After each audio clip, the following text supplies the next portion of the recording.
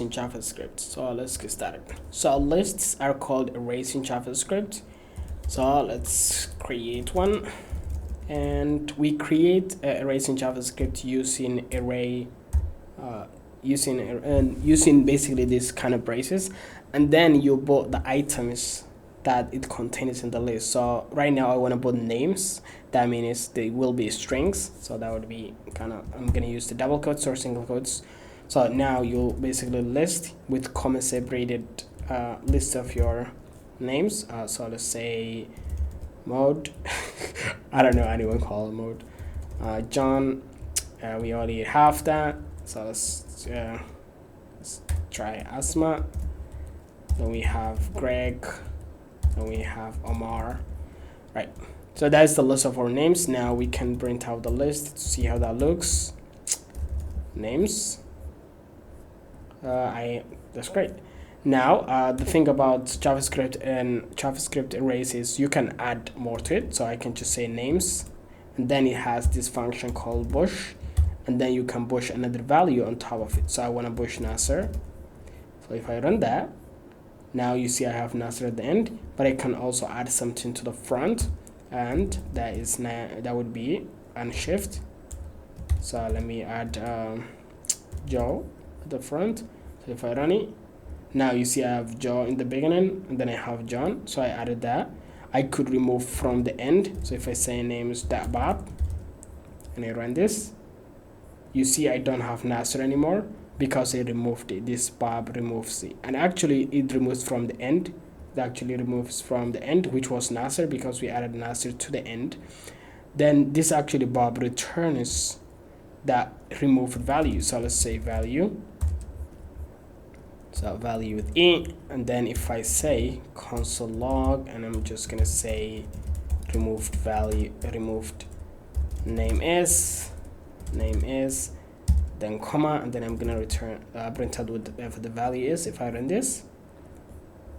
And then actually what I want to do is before we remove, I want to print out to see the difference. So you see I have Nasser at the end here. Here I said the removed name is Nasser because I used the pop to remove the last item of the array. And then in my array, I don't have that. So I could remove that. I could remove shift to remove the first item. So if I say shift, that would remove John. So if I, no, actually would remove Joe because Joe becomes the first.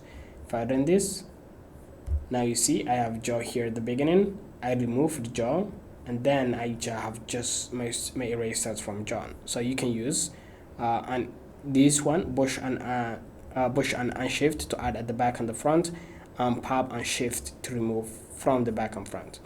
Now every item in the array has a position, so I'm just gonna comment that out, and that's how you comment out in JavaScript. So let's say I wanna access individual items. I could use the position element. It's called indexing. And the way that the position is start from, every time you're trying to count something in programming, always start from 0. So that would be position 0, position 1, position 2, but you get it. So let me say position 0, for example, and I use that braces, the one is that I kind of created with the list. So now I have John. So we're saying position 0 is John. So John is there. I want position of 5. If I run that, I get undefined because I don't have position 5. I have 0, 1, 2, 3, 4. So 4 is my max. So it would be 4. Now 4 would be Omar because it's the last one. I have another method called length. Length basically just tells you the length of your array. So if I run this, my array is 5. That means 0 to 4 positions. And I can add multiple arrays together. So all I have to do is I would use concat. So let me create another array. Let more names. Then let's just say Ahmad. Yep, I need to make it array. Ahmad and Aboa. Now to add the two arrays together, what I would do is I would say names concat, and then the other array. So that would be more names. If I run this, I'm still checking the length here. Run it. Now you see I only have the original thing that I had, and the reason is this returns a new array. So new, let's call it new names is equal to, now if you console log new names, run this. So here you see I have Ahmad and Obawa, because it added this tool, it concatenated the tool, it added basically the more items on the back of names, and then it created a new array out of that, and then I'm print out that new array.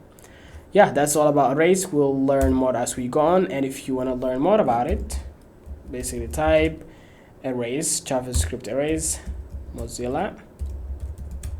This is a great website that has all the different arrays you can do. So you can say, you can filter, you can find a specific index, you can flatten, you can join, you can map, you can bob, you can push, you can shift. Yeah, good luck with that, and see you in the next video.